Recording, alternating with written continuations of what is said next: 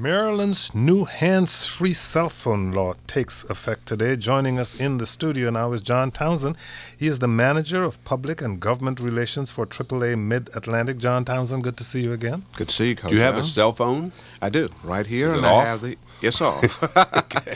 Should be off in my car, too. The difference in Maryland and the district is that in Maryland, this cell phone law is called a secondary offense. Can you That's tell true. our listeners what that means? That means that an officer has to catch you doing another traffic offense or committing another traffic offense before he can pull you over for talking on a cell phone without a hands-free device. In the District of Columbia, you can be pulled over if you have no hands-free device. Then you can be pulled over for that as a primary offense. Yeah, it is a primary offense, and I know because I've gotten a ticket.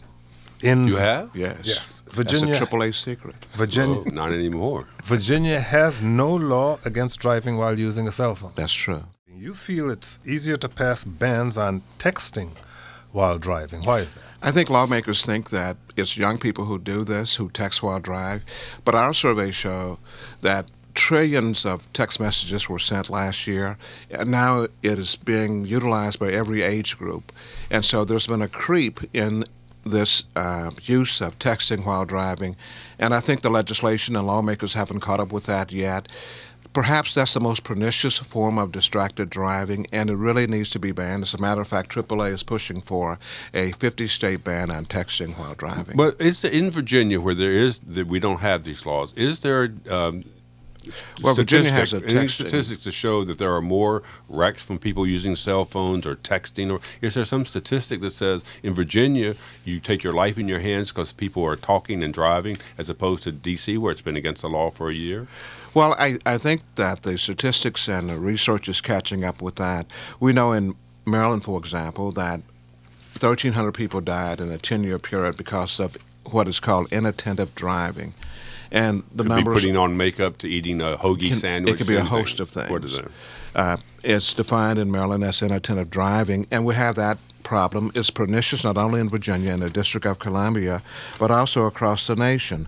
And we know that it's the cause of billions of dollars in crashes every year, thousands of crashes, and the loss of thousands of lives and multiple injuries behind the wheel. One issue, as you see it, John Townsend, is that distracted driving laws don't seem to be having an effect. Well, a study came out earlier this year from the Insurance Institute for Highway Safety, and they said that in those states where texting bans have been enacted, it seems that it hasn't had any impact immediately. And what we're saying is but that study also says that in some cases there's an increase because people are trying to hide their phones while they text. That's true. And both of those may be problems. We think that the way you address this is through law enforcement, and law enforcement has to become serious about this. But just like with seatbelt bans or, the ban on driving without a seatbelt, it takes time, just like drunk driving incidents. Still taking time. It takes time to change the culture.